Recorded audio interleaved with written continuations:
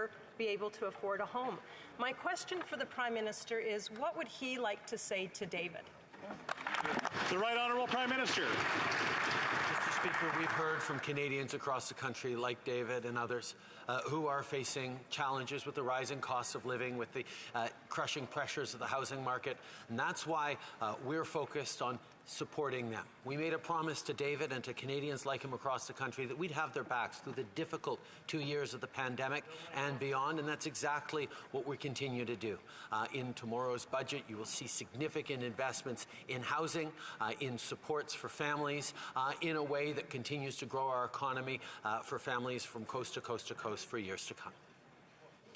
The Honourable Leader of the Official Opposition. The problem is the Liberals' housing programs are helping no one. Young people like David are not interested in programs like sharing the equity of their home with the government. In fact, it would appear that not many people across the country are interested. There's only been 9 applications to the shared equity housing program. It's a bit of an embarrassment, Mr. Speaker.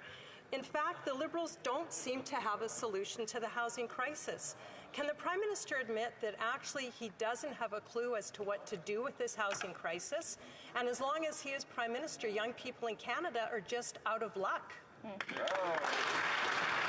The Right Honourable Prime Minister. In 2017, we moved forward with the first national housing strategy that brought forward significant investments and programs to support families. At the same time, we recognize there is no one solution to the housing challenge.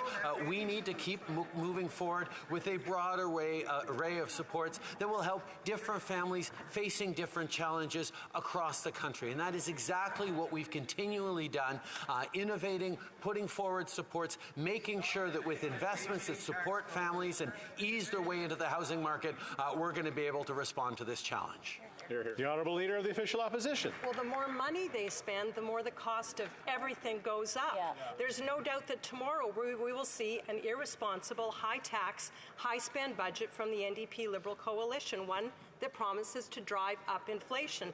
The more money these guys spend, the more everything becomes more expensive. Canadians are worse off today than they were 6 years ago. The Prime Minister is ignoring calls for a responsible budget. He's ignoring calls for tax relief for Canadians. The only people he seems to be listening to are the NDP. And the only reason he's doing it is so that he can hold power. Yep. Isn't that the truth?